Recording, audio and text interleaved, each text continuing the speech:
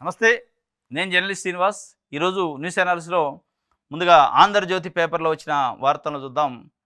కమలంతో పొత్తు పెట్టుకున్న ఏ పార్టీ బాగుపడలేదు. పొత్తు ప్రతిపాదన గట్టిగా వ్యతిరేకిస్తా. పార్టీని కాపాడుకోవాలని కేసీఆర్‌కి లేక అవకాశం వచ్చినా నాన్నను కలవలేకపోయా. ఆపరేషన్ కగారు పేరుతో కేంద్రం దుశ్చర్యలు. ఎన్కౌంటర్లో మరణించిన నంబాల మృతదేహాన్ని ఇచ్చే సంస్కారం లేని పార్టీ బీజేపీ. కాంగ్రెస్ ఏమో దళిత వ్యతిరేకి, రేవంత్ రెడ్డి కూడా అని చెప్పి రాసింది. అందువల్లే బట్టి ఎంపీ వంశీయులకు అవమానం. మంచిర్యాలలో విలేకరులతో ఎమ్మెల్సీ కవిత, ఆమె పర్యటనలో కనిపించిన బీఆర్ఎస్ నేతలు. ఆంధ్రజ్యోతి పేపరు అది 3 డేస్ 4 డేస్ నుంచి ఇదే వార్త రాస్తుంది. బ్యానర్ ఐటమ్ ఇది తప్ప వేరేది లేదు. కవిత వార్త. ఆమె ఎయిర్పోర్ట్లో దిగి ప్రెస్ మీటు, దానికంటే ముందు రోజు లేఖ రిలీజ్ కాడ నుంచి ఇదే కంటిన్యూషన్. బ్యానర్ ఐటమ్ వేరే. అనేక ప్రజా సమస్యలు ఇవాళ రాష్ట్రంలో ఉన్నాయి. అనేక ఆర్థిక సంక్షోభాలు ఈ రాష్ట్రంలో ఉన్నాయి. రైతుల సమస్యలు ఉన్నాయి, విద్యార్థుల సమస్యలు ఉన్నాయి, మహిళల సమస్యలు ఉన్నాయి, నిరుద్యోగుల సమస్యలు ఉన్నాయి. రాస్తారంటే రాయడం. ఏం పేపర్ ఇది? ఏం టీవీ ఛానల్?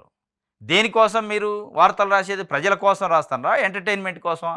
ఏందో ఒకవేళ కవిత పార్టీ నుంచి సస్పెండ్ అయిద్దో, లేకపోతే కవిత లేఖ రాసిందేమో, వాళ్ళ అయ్యా బిడ్డ కొట్టుకుంటుంటే మీరు దాన్ని తీసుకొచ్చి బ్యానర్ ఐటమ్ వేసి ప్రజల మీద అంటగట్టి ప్రజల మీద రుద్దే ప్రయత్నం ఏంటి? ఫీజు రీయింబర్స్మెంట్ 6,000 కోట్లు పెండింగ్ ఉండి ఇలా ఎస్సీ, ఎస్టీ, బీసీ విద్యార్థులు హాల్ టికెట్లు రాక ఎగ్జాములు రాయట్లేదు, సర్టిఫికెట్లు రాక వేరే అడ్మిషన్ తీసుకునే పరిస్థితి లేదు. వాటి గురించి వార్త రాయరు. ఎంత దుర్మార్గం అంటే, ఎంత దురదృష్టం అంటే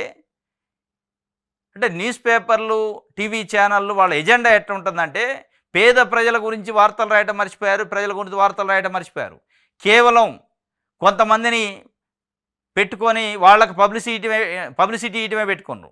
కేటీఆర్ ఆడికి పోయిండు, కేటీఆర్ లండన్ పోయిండు, కవిత లెటర్ రిలీజ్ చేసింది, కవిత ఫ్లెక్సీలో ఆయన ఫోటో లేదు. ఏంది ఫ్లెక్సీలో ఫోటో ఉంటే ఏంది, లేకపోతే ఏంది? జనాలకి ఏంది ఒరిగేది దానివల్ల? ఏమంట స్టేట్మెంట్ ఇచ్చింది నిన్న, దాన్ని పెద్ద బ్యానర్ వార్త రాత్రి ఛానల్ లోపల రాత్రిపై ఏందామా? అసలు ఎవరామా? దేనికామా? ఏ ప్రజల గురించి ఆమె మాట్లాడుతుంది? వాళ్ళు ఏదో కుటుంబ విషయాలు, డబ్బులు పంపకాలు, పదవుల పంపకాలు, పార్టీ పంపకాలు, వ్యవహారాల గురించి మాట్లాడు. దానికి ప్రజలకి ఏం సంబంధం? ఏం చేయాలి ఈ వార్త చదివి ప్రజలు? కనీసం అంటే కనీసం ఉండాలి కదా. ఇవాళ రైతులకు రైతు భరోసా రాలే. వానాకాలం సీజన్ వచ్చింది, రైతులకు ఇత్తనాల సమస్య ఉంది, రైతులకు ఎరువు సమస్య ఉంది, రైతులకు లోన్లు రాని సమస్య ఉంది, ఇప్పుడు క్రాప్ లోన్ రుణమాఫీ కాని పరిస్థితి ఉంది. వాటి గురించి రాయట్లే. ఏందో పట్టుకొని కవిత ఫ్లెక్సీలో కేసీఆర్ ఫోటో లేదు. లేకపోతే కొంపల మునితేనే భూమి బదులైతే, లేకపోతే కవిత అలిగింది, కవితని వాళ్ళ నాయన పిలిస్తే బాగుండేది. ఏంది ఇదంతా? ఈ పెంట అంతా ఏంది? ఈ పెంట వాళ్ళు 10 ఏళ్ళు పెంట చేసే మొత్తం తెలంగాణ ఖజానానంతా లూటీ చేసి మొత్తం 7 లక్షల కోట్ల రూపాయలు అప్పులు చేసి ఇలా ఏదైనా స్కీమ్ ఇద్దామంటే ఎత్తుక్కునే పరిస్థితికి వచ్చాయి. మళ్ళీ వాళ్ళ జాలది అన్నట్టు మళ్ళీ తీసుకొచ్చి మన మీద తెలంగాణ సమాజం మీద రుద్దే ప్రయత్నం పేపర్లు, టీవీ ఛానల్ చేయడం చాలా దురదృష్టకరం. దీని బదులు ఇవాళ ప్రజలు ఎదుర్కొంటున్న అనేక సమస్యలను వాటి గురించి వార్తలు రాయండి. ఏంది ఆమె ఉంటే ఏంది, ఊడితే ఏంది? ఆమె ఉంటుందో ఊడిద్దో, కేసీఆర్ ఉంటుందో ఊడతారో, పార్టీ ఉంటుందో పోద్దో మనకెందుకు? వాళ్ళు తీసిపోయి బీజేపీలో కలుపుతారు, ఇంకో దాంట్లో కలుపుతారు. అసలు బీఆర్ఎస్ని మూతడు. మూతే ఆగిద్ది? ఇది వ్యవస్థ నడుతూనే ఉంటుంది. దాని గురించి రాయటం బంద్ చేస్తే మంచిది. అన్ని పత్రికలు కూడా ఏమేదో పెద్ద స్వతంత్ర సమర యోధులు అయినట్టు, మొత్తం ఆస్తులు త్యాగం చేసి ఇక కట్టుబాటలు తప్ప ఏమీ లేనట్టు ఆమె గురించి వార్తలు. ఇప్పుడు కేసీఆర్ కుటుంబంలో ఇంక్లూడింగ్ చిన్నపిల్లలు, మేజర్ కాని పిల్లలతో సహా 100 కోట్ల ఆస్తులు ఉన్నాయి. నుంచి వచ్చినాయి ఇవన్నీ? ముందరకు దున్నారు వీళ్ళంతా, లేకపోతే సిమెంట్ బత్తాలు మోసి సంపాదించారా? ప్రజలపైనే సంపాదించారు. తెలంగాణ అనే ఒక ముద్దు పదం పెట్టుకొని ఆ పేరుతోనే, ఆ పేరు చుట్టే వాళ్ళ జీవితాలు బాగుపడ్డాయి. వాళ్ళ కుటుంబాలు తరతరాలు, ఒక తరం కాదు, ఒక 5-6 తరాలు కూర్చొని తిన్న తరగతి డబ్బులు సంపాదించి ఏం చేయాలో తెలియక తిక్క కేశాలు వేసుకుంటూ ప్రజల వెంబడి, తెలంగాణ వెంబడి మళ్ళీ అధికారం పోయాక కూడా, ఓడగొట్టిన తర్వాత కూడా ఈ వ్యవహారాలు చేస్తున్నారు. దానికి ఈ మీడియా ఛానళ్ళు, టీవీ ఛానళ్ళు, పత్రికలు సపోర్టు. ఇది ఆ మాట. కమలంతో పొత్తు పెట్టుకుంటే ఏ పార్టీ బాగుపడలేదు. అసలు ఏ పార్టీ వల్ల ప్రజలు బాగుపడరో చెప్పండి.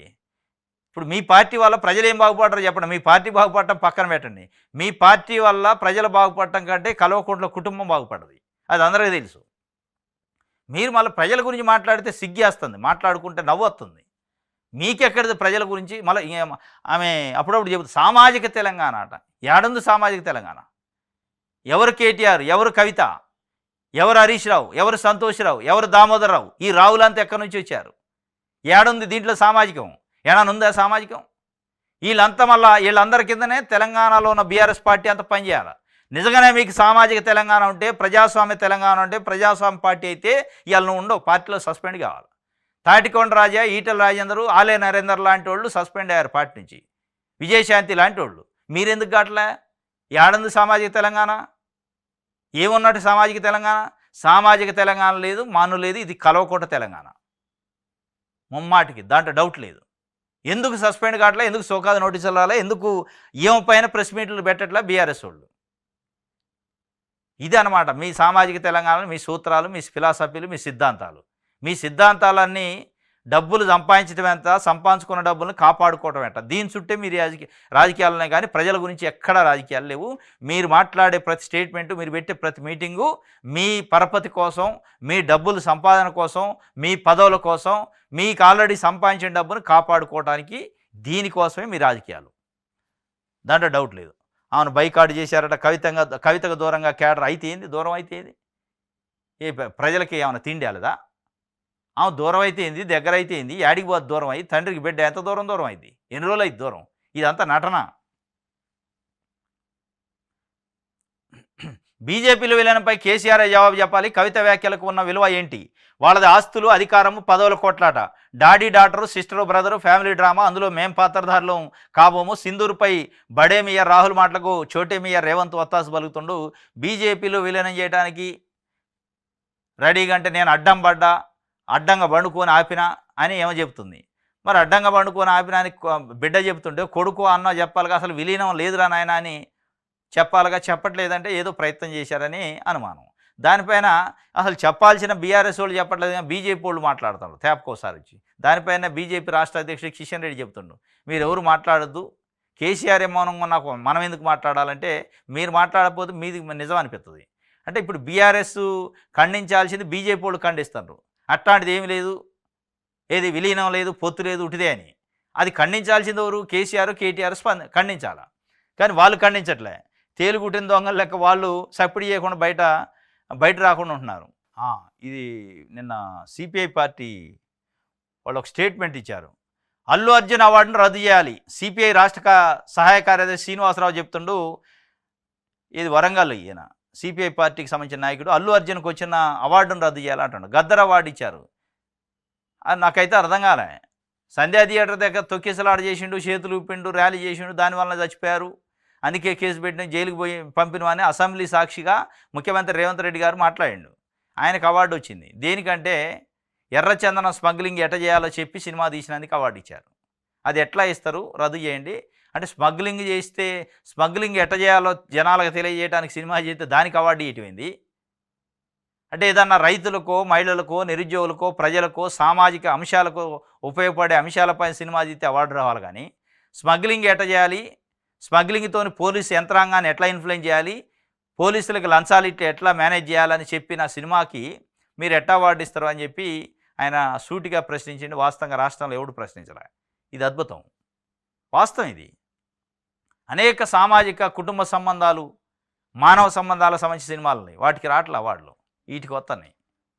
మరి ఇది ఎక్కడ కథో. మొత్తానికి అయితే అల్లు అర్జున్ అవార్డుని అయితే రద్దు చేయాలని అడిగారు. వాళ్ళు ఎందుకు రద్దు చేస్తారు? ఇవ్వాలని ఇచ్చా. అయ్యా నిన్ను జైలుకు పంపిన, ఏదో తప్పు చేసినావు, నేను గిచ్చినట్టు చేస్తాను, వేడిచినట్టు చేయమంటే అది ఏదో బెడిచి కొట్టింది. ఇప్పుడు మళ్ళీ మనం లోపల ఒకటి అయిదామని చెప్పినట్టే ఉంది కథ. 1,00,000 మందికి 1,00,000 వరకు ఇస్తారట జూన్ 2న. ఇది రాజీవ్ యువ వికాసం పేరుతోనే 5 లక్షల మందికి ఉపాధికి సంబంధించి ఆర్థిక సాయం చేస్తామని గవర్నమెంట్ చెప్పింది. అప్లై చేసుకున్నారు. 16 లక్షల పైన అప్లికేషన్లు వచ్చినాయి. దాంట్లో 5 లక్షల మందికి ఇస్తారట. 5 లక్షల్లో కూడా 1,00,000 మందికి జూన్ 2 రోజు ₹1,00,000 లోపు ఉన్న స్కీమ్కి ఇస్తారట. 50,000 స్కీమ్ ఒకటి ఉంది, ఇంకోటి 1,00,000 ఉంది. ఈ లోపు ఉన్న వాళ్ళకు 1,00,000 మందికి ఇస్తారట. ఇక మిగతా ఎప్పుడు వస్తాయో మళ్ళీ తర్వాత వెళ్తాయి. 4 కేటగిరీలకు గాను తొలి 2 కేటగిరీల వారికి ఛాన్సు.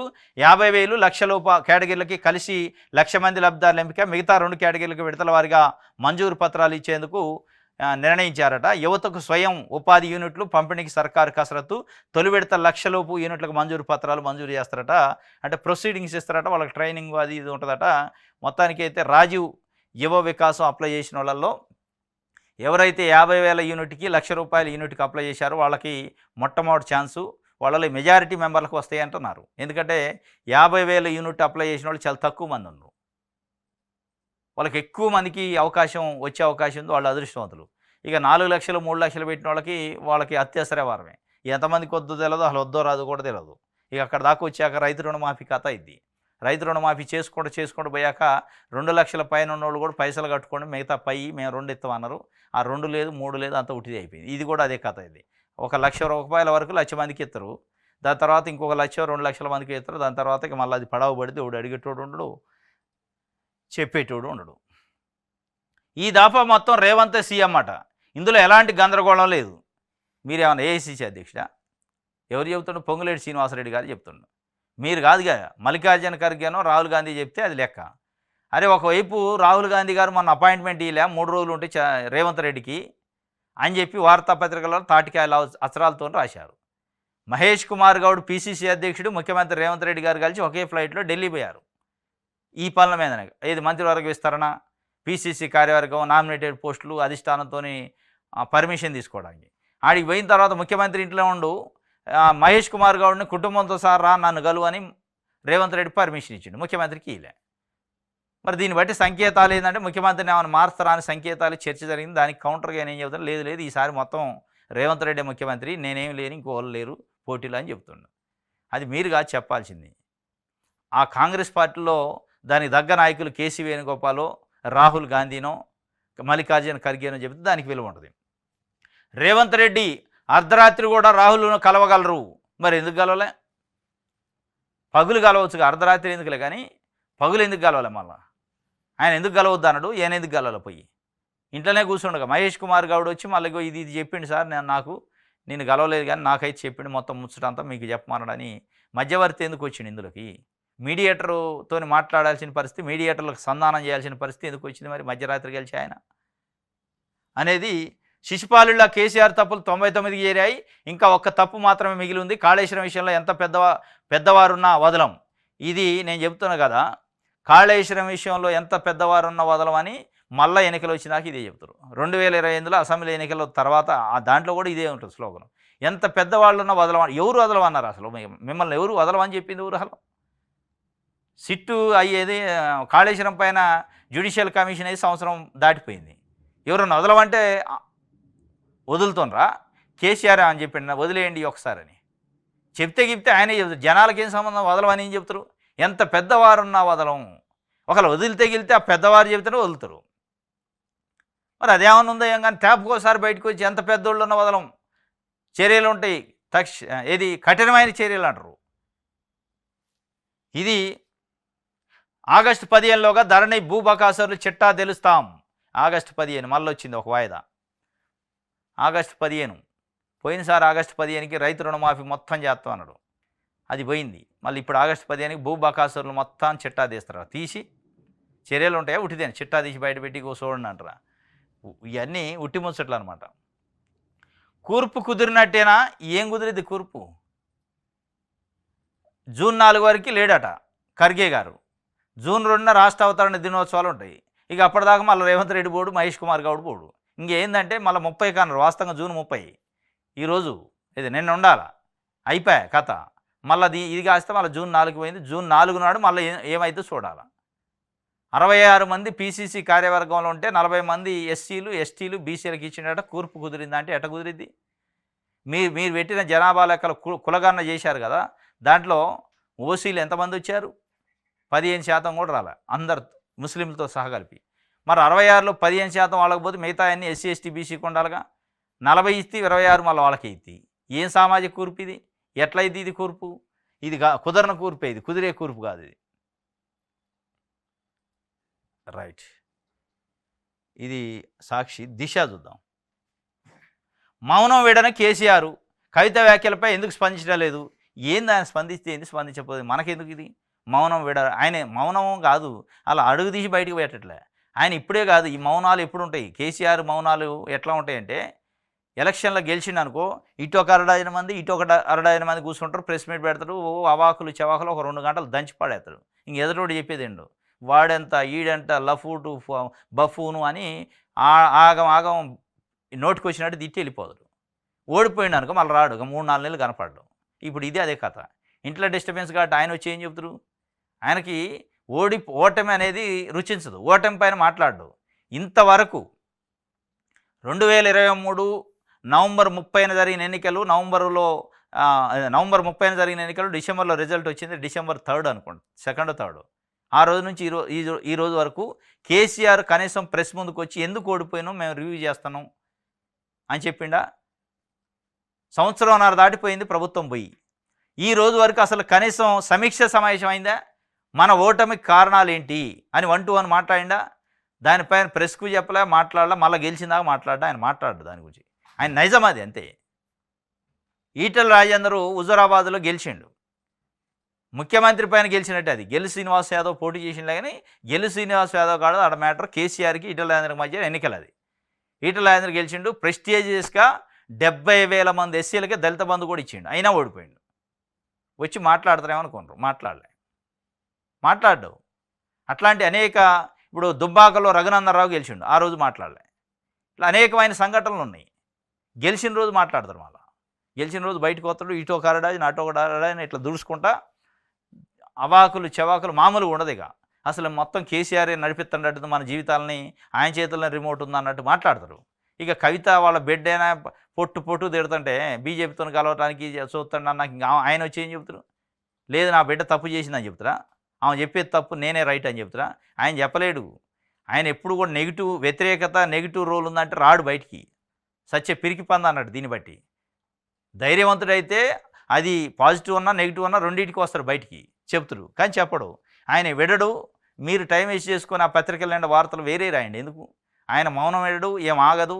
అది టీ కప్పుల తుఫాన్లకి ఎటో పోద్ది, దాంతో అయ్యేది లేదు పోయేది లేదు. వాళ్ళ కుచితత్వం ఏందో, ఆమెకు సోకాదు నోటీసు సస్పెండ్ చేయలేదంటే వాళ్ళ సంకుచిత అంటే ఎంత నేరో మైండ్ ఉందో, ఎంత ఇది ఉందనేది, లోపాయకార ఒప్పందాలు ఉంటాయి వాళ్ళ పార్టీలు దేనికోసం అనేది దీన్ని బట్టి స్పష్టంగా అర్థమైంది. ఆలయ నరేంద్రకు లేని, ఈటెల రాజేందర్కి లేని, విజయశాంతికి లేని, తాటికొండ రాజే ఈటెల రాజేందర్కి లేని చట్టం వీళ్ళకి ఎందుకు లేదు? వాళ్ళకున్న చట్టాలు, వాళ్ళకున్న పార్టీ బైలా ఏమకి ఎందుకు లేదు అంటే ఉండదు, అంతే. కేసీఆర్ కదా, కేసీఆర్ పార్టీ అది, తెలంగాణ పార్టీ కాదు అది, కేసీఆర్ కుటుంబ పార్టీ అది. ఇంకా ఈయన ఏడంటే కవిత చెల్లని రూపాయి అంటే ఆమె చెల్లితేంది చెల్లపోతుంది. ఇప్పుడు ఆమెతోనే ఏంది మనకి? ఆమెను మార్చుకొని మనం డబ్బులు సంపాదించేది ఉందా, లేదా ఏమైనా కొనుక్కునేది ఉందా? వాళ్ళు చెల్లే రూపాయి అయినా ఆమె రూపాయి మనకైతే రాదు కదా. ఆమె కొడుకులకి, ఆమె మనవలకి, ఆమె తరతరాలు తింటానే సంపాదించుకుంది. అది చెల్లని రూపాయి కాదు, చెల్లే రూపాయి. డబ్బుల పరంగా రాజకీయంగా జరగకపోవచ్చు, ఆమె కాడ ఏమి ఉట్టిదే ఇదంతా. కేసీఆర్ బిడ్డ కాబట్టి వార్తలు రాతారు, కానీ ఇంకోటి అయితే రాతాడు. ఎవడన్నా ఒక పేదోడు వచ్చి నేను పేద ప్రజల కోసం పని చేస్తా, ఒక పార్టీ పెడతా అంటే దాని గురించి వార్తే రాయరు వీళ్ళు, ఈ పత్రికల వాళ్ళంతా. కనీసం సోమాజిగూడలో బషీర్బాగ్ ప్రెస్ క్లబ్లో ఒక ప్రెస్ కాన్ఫరెన్స్ పెడుతున్నా, ఇగో పేద ప్రజల గురించి నా కాడ ఒక ఎజెండా ఉంది, నేను మాట్లాడతా అంటే, నువ్వేనా మాట్లాడేది? వాళ్ళు మాట్లాడాలి పెద్దోళ్ళు, కానీ నువ్వు ఎక్కడ మాట్లాడతావు? మాకు ప్యాకేజీలు రమ్మని రావు, పోనీ ప్రెస్ మీట్ అని పక్కన పెడతారు. ఇట్లా ఉంటుంది అనమాట. మన పార్టీలు అంతే ఉన్నాయి, పత్రికలు అంతే ఉన్నాయి.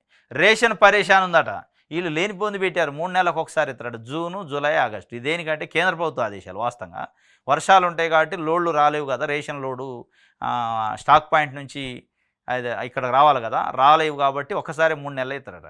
ఎట్టెట్టిస్తారు 3 నెలలు? వాడు బయోమెట్రిక్ ఆడ వాడు ఏం చేస్తారు? ఒక్కొక్కరికి 1 కేజీ 6 కేజీల బియ్యం నెలకి, ఓ ముగ్గురు ఉంటే ఒక 18 కేజీలు, నలుగురు ఉంటే 24 కేజీలు. ఒకసారి తీసుకోవాలంటే ఒక నెలకే 24 కేజీలు దాని మీద పెడితేనే అది తీసుకుంటుంది, లేదా తీసుకోదు. మరి 3 నెలలు ఇవ్వాలంటే 72 కేజీలకు పెట్టాలా, పెడితే అది తీసుకోదు మిషను. మరి ఆ సాఫ్ట్వేర్ ఏమైనా చేంజ్ చేశారా? ఏం లేదు. మరి ఎవరు ఇవ్వాలి, ఎట్ట ఇవ్వాలి బియ్యం? మరి వాళ్ళకి స్టాక్ పాయింట్, ఈ డీలర్ల దగ్గర స్టాకు నిల్వ చేసే గోడౌన్లు చిన్న గదులు ఉంటాయి, 1 నెలకు సరిపోను. మరి 3 నెలలకు సరిపోను వాళ్ళకి రూములు ఉండాలి, దానికి సంబంధించిన సాఫ్ట్వేర్ సెట్ చేయాలి, దానికి సంబంధించిన కాంట్రాక్ట్ సెట్ చేయాలి. ఇవన్నీ చేయకుండా 3 నెలలకు ఇస్తామంటారు. ఇప్పుడు నానా పరిశాను రేపే ఉంది కథ. మరి ఏం చేయాలి ఇప్పుడు? పాపం ఒకేసారి 3 నెలల బియ్యం పంపిణీకిపై మల్లగొల్లాలు, కేంద్రం ఆదేశాలతో రాష్ట్ర కసరత్తు. 2 నెలలకే సరిపడా నిల్వలు ఉన్నట్టు అంచనా. వానాకాలం సీఎంఆర్ రైస్ ఇంకా అప్పగించిన మిల్లలు. ఒకేసారి స్టాక్ వస్తే భద్రపరిచేందుకు డీలర్ల తిప్పలు. కొత్త ఇండ్లు తీసుకుంటే అద్దెలు ఎలా చెల్లించాలని గగ్గోలు. ఈ పాస్ సాఫ్ట్వేర్తోనే అంటే కొత్త ఇల్లు అంటే స్టాక్ పెట్టుకోవడానికి డీలర్లు తీసుకోవాలిగా, రూమ్ కావాలిగా. మరి 1 నెలతో పెట్టేదే ఉంది వాళ్ళ కాడ, ఇంకో 2 రూములు తీసుకోవాలి. మళ్ళీ అద్దెలు ఈ 2 నెలల మందమే కదా, తర్వాత ఎవడు పెట్టాలా అద్దె? ఇదంతా సమస్యలున్నాయి. వాటిపైన మరి ప్రభుత్వం దానికి సంబంధించిన అధికారులు ఆలోచించాలా. ఉట్టిన ఇత్తనం అంటే ఇత్తనం అని సంకల్పం కూడా కాదు కదా. బీఆర్ఎస్ డల్లాస్ సభ ఖర్చు 60 కోట్లట. విదేశీ గడ్డపై హడావిడి ఎందుకని కేడరు చర్చ. ఏముంది ఇప్పుడు, మొత్తం పార్టీ కార్యకర్తలు డబ్బులు ఇచ్చారు, సందాలు. పార్టీ కార్యకర్తలతో కూడా 10 ఏళ్ళు ఈ రాష్ట్రం పైన పడి మేసి ఇండస్ట్రియలిస్టులు, పెద్ద పెద్ద ఫార్మా కంపెనీల దగ్గర డబ్బులు రాంచుకున్నారు. ఏది ఎలక్షన్ బాండ్లు అని తీసుకున్నారు, ఎలక్టోరల్ బాండ్స్ అని చెప్పి 100 కోట్ల రూపాయలు వాళ్ళ కాడ ఉన్నాయి బడ్జెట్. కేసీఆర్ అయ్యి ఒక 60 కోట్లు వేసుకొని పోయి ఢిల్లీ డల్లాస్లో సరదా చేసుకొని రావడానికి పోయి ఏంది దానివల్ల తెలంగాణకు లాభం? ఈ 60 కోట్ల రూపాయలు తీసిపోయి తెలంగాణ సొమ్ముని అక్కడ డల్లాస్లో ఖర్చు పెట్టి దావతులకి వీటికి ఏంది లాభం అంటే ఏముండదు. వాళ్ళకి ఇచ్చారు, రాసిచ్చారు. తెలంగాణ ప్రజలు కేసీఆర్ కుటుంబానికి రాసిచ్చారు, ఎంజాయ్ చేయండి, మేము డబ్బులు ఇస్తా ఉంటాం, మీరు పోయి ఎంజాయ్ చేయండి అని. ఇక చేస్తాను. ఏమైనా ఉందా? ఇక్కడ ఓడన్న పార్టీ కార్యకర్త జెండా మోసినోడు చచ్చిపోతున్నాం, వాళ్ళ కుటుంబ సభ్యులను ఆదుకోవటం, జెండా మోసినోడు చదువుకోలేని పరిస్థితుల్లో పిల్లలు చదివించలేని పరిస్థితుల్లో పిల్లలు ఉంటే వాళ్ళ సాయం చేయటం, అవి చేయాలి. కానీ నువ్వు విమానాల ఖర్చులు, దావతల ఖర్చులు తెసి 60 కోట్లు ఎందుకు పెట్టాలా అనేది కేడర్ చర్చాడు. వాస్తవంగా వెలుగు చూద్దాం. వెనక తగ్గని కవిత, డాడీ సైలెంట్. ఆ వెనక తగ్గదు, ఈయన సైలెన్సు మౌనవ్రతం వేడ్డు. మనకేంది ఈ బాధ? తెలంగాణలో 4 కోట్ల మంది ప్రజలకి ఏంది దరిద్రం? వాళ్ళని తీసుకొచ్చి అయ్యని బిడ్డని కొడుకుని తీసుకొచ్చి మన మీద రుద్ది పత్రికలు, టీవీ ఛానళ్ళు రోజు వెనక తగ్గని కవిత, ముందుకు పోని కేసీఆర్. ఈ ఏంది బాధ అంతా? ఆమె వెనక తగ్గడానికి ఆయన గుంజితే కదా వెనక్కి తగ్గడానికి. ఒక సస్పెన్షన్ చేసి పారదిగితే అయిపోయా. చేయడు, చేతి ఇలా గుట్ట అంతా ఆమె చేతిలో ఉందిగా, బయట పెట్టిదిగా, మళ్ళీ కూతురా.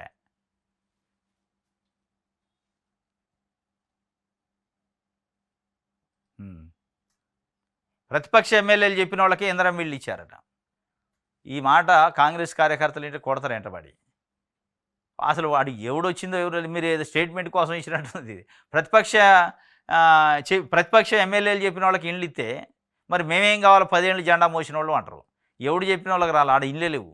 3500 నియోజకవర్గానికి ఇస్తే ఊర్లలో ఉన్న కాంగ్రెస్ పార్టీ నాయకులను పంచెల బట్టి గుంజుతున్నారు జనాలు.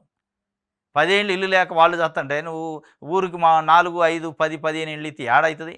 ఇప్పుడు మొత్తం తిప్పల ఊరికి వచ్చిందంటే మంత్రులు బాగానే ఉన్న కింద ఉన్న కాంగ్రెస్ కార్యకర్తలకు ఇబ్బంది అయింది, నాయకులకి ఇబ్బంది అవుతుంది. వాళ్ళని ఊకోట్ల జనాలు తిరగనేరుగా, రోజు మొహం చూసుకుంటూ తిరగాలి. ఊరి ఏమో నువ్వు వెళ్తే ఏదో ప్రజాపాలన, ఇంద్రం పాలన అంటే ఏదా ఇల్లు అని వాళ్ళని ఎక్కడోడు అక్కడ నిలదీస్తాడు. వీళ్ళు ఇక్కడ ఉండి స్టేట్మెంట్లు మీద స్టేట్మెంట్లు ఇస్తాడు. నా జెండా ఎజెండా పార్టీ రక్షణ అంటుంది కవిత. అసలు నీ జెండా ఏది, నీ ఎజెండా ఏది, నీ పార్టీ ఏది? ఇప్పుడు అసలు నువ్వు ఏ పార్టీ? ఏ పార్టీకి రక్షణ? మీరు బీజేపీకా, కాంగ్రెస్కే, బీఆర్ఎస్కే? నీకు పార్టీ లేదు, జెండా లేదు. పార్టీ నా ఎజెండా జెండా మొత్తం పార్టీ రక్షణ అంటే నువ్వు నిన్న మంచిర్యాల పోతే ఫ్లెక్సీ లేదు ఆడ, కేసీఆర్ బొమ్మ లేదు, కేటీఆర్ బొమ్మ లేదు, గులాబీ కలర్లో ఫ్లెక్సీలు కూడా అయిన పరిస్థితి. ఇక నువ్వు జెండా ఎజెండా ఎడ కాపాడుతావు, మళ్ళీ దాన్ని తీసుకొచ్చాడు జనాల మీద రుద్దటమైంది. ఎదుర్కొందాం, ఎండగడదాం. ఎవరిని? కవితనే. కేసీఆర్ను వాళ్ళ మేనల్లుడు హరీష్ రావు ఇద్దరు కలిసి కూర్చొని ఫామ్ హౌస్లో 4-5 గంటలు చర్చిస్తాను రోజు. ఏం చేద్దాం, ఎట్లా ఈ కవిత కావాలింది, కాళేశ్వరం నోటీసులు కావాలింది, ఎట్లా ఎదుర్కొందాం అంటే ఒకవైపు కవితను ఎదుర్కోవాల్సి వస్తుంది, ఇంకొక వైపు కాళేశ్వరం పీసీ ఘోష్ని ఎదుర్కోవాల్సి వస్తుంది. ఏం చేద్దాం మిగతా ముందు ఉన్న వాళ్ళు ఏం చెప్పారు, మనం ఏం చెప్పాలి, ఇది ఎటు పోద్దని వాళ్ళు కేసీఆర్తోని ఈటల చర్చలు జరిపిండట. హరీష్ మధ్యతత్వం వహించుండి షామీర్పేట ఫామ్ హౌస్లో భేటీ, కాళేశ్వరంపై మంతనాలు, ఆ తర్వాత బీఆర్ఎస్ అగ్రనేతకు ఫోను. బీజేపీలో ఉన్న రాజేంద్ర మనసు అంతా బీఆర్ఎస్ పైనే ఉందని మళ్ళీ ఇందులోకి మహేష్ కుమార్ గౌడ్ ఈటల రాజేంద్ర గుంజండు. అసలే ఆయన బీసీ నాయకుడు అని బలిపోషణ చేసింది కేసీఆర్ కుటుంబమే. వాళ్ళతోనే అటు మీటింగ్ ఎదురు. మీరు కనీసం మీరు ఒక బీసీ నాయకుడు, ఆ గుంజితే కేసీఆర్ కుటుంబాన్ని ఉండని గుంజాలి. కానీ మళ్ళీ ఈటల రాజేంద్ర అందులో గుంజి కేసీఆర్తో ఈటల రాజేంద్ర సమావేశం అయిండు. ఆయన మనసు అంతా కేసీఆర్ ఫ్యామిలీ చుట్టే ఉంది. ఎందుకుంటుంది ఆయన మనసు ఫ్యామిలీ చుట్టుంటే? ఆయన పోయి బీజేపీలో ఎందుకు జాయిన్ అయ్యారు? ఆయన బొండెగ్గూరికి చంపడానికే ప్రయత్నం చేశారు హుజూరాబాద్ ఎన్నికల్లో. ఆయన ఎట్టగలుగుతారు? సరే రాజకీయం కలవటం వేరు, ఈ సీక్రెట్లు ఎందుకు ఉంటాయి మళ్ళా మతలబులు? ఏనాయన కలిసి ఏమైనా పంచుకుంటే నిజంగానే కాళేశ్వరం దాంట్లో మరి ఎట్టెట్ట పంచుకున్న దాన్ని ఎట్టెట్ట లెక్క చెబుదామని అనుకుంటారు. మరి ఈయనైతే సంచలనమైన కామెంట్ చేసిండు. నిజంగానే షామీర్పేటలో ఏదో ఫామ్ హౌస్లో సమావేశం అయ్యారట. ఆ ఫామ్ హౌస్ సమావేశానికి హరీష్ రావు వచ్చిండట. వీళ్ళిద్దరు మాట్లాడుకుని తెసిపోయి మళ్ళీ కేసీఆర్ దగ్గర మాట్లాడి కేసీఆర్తో ఫోన్ మాట్లాడిచ్చిండట. ఇది రాహుల్ గాంధీకి రేవంత్ రెడ్డికి ఉన్న కథే ఉంది. రాహుల్ గాంధీ, రేవంత్ రెడ్డి, మహేష్ కుమార్ గౌడ్ చుట్టూ 3 త్రికోణంలో జరిగింది కదా. రాహుల్ గాంధీ మహేష్ కుమార్ గౌడ్కి పిలిచి చెబుతారు, ఇగో ఎల్లెల్లని ఇది తీసుకోవాలి మంత్రి పదవులు కంటే అది తీసుకొచ్చి మళ్ళీ రేవంత్ రెడ్డికి చెబుతారు. ఈయన అడిగిపోడు, ఆయన ఎరకరాడు. వాళ్ళ కథ లెక్కనే ఉంది ఇది. ఈనాడు పార్టీలో 10 ఏళ్ళు ఎంతో ఆవేదన అనుభవించిందట కవిత గారు. అంటే మీరే కేసీఆర్ బిడ్డగానే 10 ఏళ్ళు పార్టీలో ఎంతో ఆవేదన అనుభవిస్తే ఇక మిగతా నాయకుల పరిస్థితి ఏంది పాపం? నిజంగానేనట్టు ఈటెల రాజేందర్ అప్పట్లో చెప్పిండు బయటకు వచ్చినప్పుడు. హరీష్ రావు కళ్ళకు బట్ట పెట్టుకొని ఏడ్చిన రోజులు ఎన్నో ఉన్నాయి ఆవేదనకి. మరి ఆ ఏడ్చి నేనైతే నమ్మలే అప్పుడు. అట్టెట్టే ఆడతారు రాజకీయ నాయకుడు కూడా నేడతారు అనుకున్నాం. మరి ఏమని చెప్పేదాన్ని బట్టి ఇది నిజమే హరీష్ రావు కాదు, అందులో క్యాబినెట్లో ఉన్న నాయకులు మిగతా అంతా ఏడ్చే ఉంటారు. ప్రతిసారి ప్రగతి భవన్ పోయి ఆయన అపాయింట్మెంట్ ఇయ్యక, ఆయన పట్టించుకోక, లెక్క చేయక, మనుషులు లెక్క చూడక, పురుగులు లెక్క చూస్తే ఏడ్చిన వాళ్ళే ఉన్నారట్టుంది నిజంగానే. కవిత చెబుతుంది స్వయంగా 10 ఏళ్ళు నేను ఎంతో ఆవేదన అనుభవించిందట. పాపం ఆవేదన అనుభవించి ఉన్న ఆస్తులని అమ్ముకొని, ఆస్తులు లేకపోయా మొత్తం అయిపోయాయి. రాజకీయాల్లోకి తీసుకొచ్చి అనవసరంగా జాబ్ చేసుకున్నామని, వ్యాపారం చేసుకున్నామని కేసీఆర్ కొడుకునేమో జాబ్ చేసేటోడు ఏమో వ్యాపారం చేసేదట అప్పట్లో, బ్యూటీ పార్లర్ ఏదో పెట్టేదట. వీళ్ళని పాపం 10 పరకో రూపాయి సంపాదించుకోకుండా తీసుకొచ్చి ప్రజల కోసం సేవ చేపిస్తే ఇవాళ రూపాయి లేకపోయి అద్దెళ్లలో ఉంటుంటే ఆవేదన చెందకపోతే ఏం చేసేది పాపం? ఏమి లేదా పాపం. పిల్లలను చదివించుకోవడానికి బడి ఫీజు కట్టడానికి కూడా ఫీజులు లేక ఇబ్బంది పడుతుంటే ఏమైనా ఉంటే తెలంగాణలో ఉన్న సమాజమే సందాలు వేసుకొని ఇవాళ కవితకి, కేటీఆర్కి. ఎందుకంటే ఈ దేశం కోసం, తెలంగాణ కోసం వాళ్ళ నాయన త్యాగం చేసిండు. ఇద్దరు సంతానాన్ని త్యాగం చేసి మొత్తం వాళ్ళ సేవలన్నీ పాపం నరాలు మొత్తం చచ్చుబాడాయి చేసి అన్నట్టు చెప్తుండ్రు వీళ్ళు. ఏమో సిగ్గుండాల. ఏం ఆవేదన? కడుపు నిండా సంపాదించుకుంటారు. మంచిగా బంగ్లాలు, ఫామ్ హౌజులు, 100 ఎకరాల భూములు, ఇంకా ఆవేదన ఎక్కడిది? ఆవేదన ఉంటే గింటే నిజంగా పార్టీకి త్యాగం ఉద్యమం చేసిన కార్యకర్తకు ఆవేదన ఉంది. ఉద్యమం చేసిన కార్యకర్తను పక్కన పెట్టి మల్లారెడ్డిని, గంగుల కమలాకరు, పువ్వాడ అజయ్ కుమారు మీ ఫామ్ హౌజుల కోసం, గెస్ట్ హౌజుల కోసం పట్టుకొచ్చి పెట్టి మళ్ళీ ఆవేదన అంటావు నువ్వు. గంగుల కమలాకరు డైరెక్ట్ చెప్పిండు, నాకు మంత్రి పదవి ఉట్టికి రాలా, కవితకు పెద్ద ఇల్లు రాపించిన ₹1,00,00,000 ఇంకేంది ఆవేదన మీకు? రైట్. ఇది ఈనాడు. ఇది ఈరోజు న్యూస్ అనాలిసిస్. రేపు తాజా వార్తలతో తిరిగి కలుసుకుందాం. Thank you.